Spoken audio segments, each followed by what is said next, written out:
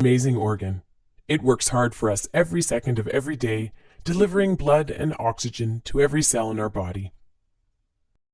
But when sudden cardiac arrest strikes, our heart suddenly and unexpectedly stops beating effectively and blood flow stops. Without any intervention, the brain, vital organs, and our heart will begin to die. Beginning CPR is the person's only chance of survival. Brain damage will start to set in within 4 minutes, and after 10 minutes, brain damage becomes irreversible. The power to save a life is truly in your hands. Performing CPR accomplishes 2 critical things.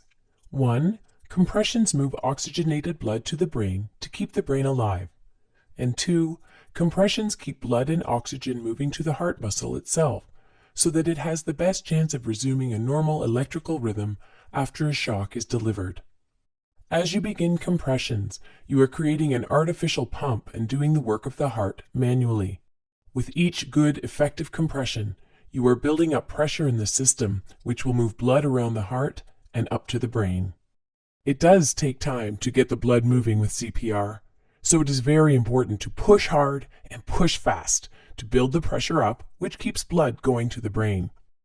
Pushing down at least 2 inches allows for the heart to be squeezed and blood to move out. Pushing at a rate of 100 to 120 compressions per minute is necessary to keep blood pumping. Let's see what happens when we take our hands off the chest. Blood stops moving to the brain. It is for this reason that if you are taking your hands off the chest to deliver breaths or switching roles, it is critical to minimize time off the chest. Watch what happens when we don't push deep enough. Blood does not reach the brain. The same is true if we do not push fast enough. Watch what happens when we push too fast.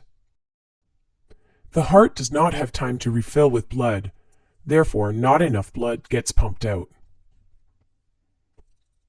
Watch what happens when we don't allow the body to decompress and allow the chest to fully recoil. The heart does not have a chance to refill with blood, therefore no blood gets pumped out. So remember, the key purpose of delivering compressions is to keep oxygenated blood moving within the heart and up to the brain to keep the brain alive.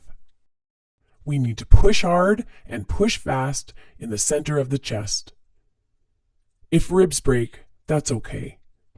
What's not okay is allowing the brain to die from a lack of oxygen. So remember, you are their only hope. Do the best you can, and don't give up until medical help arrives.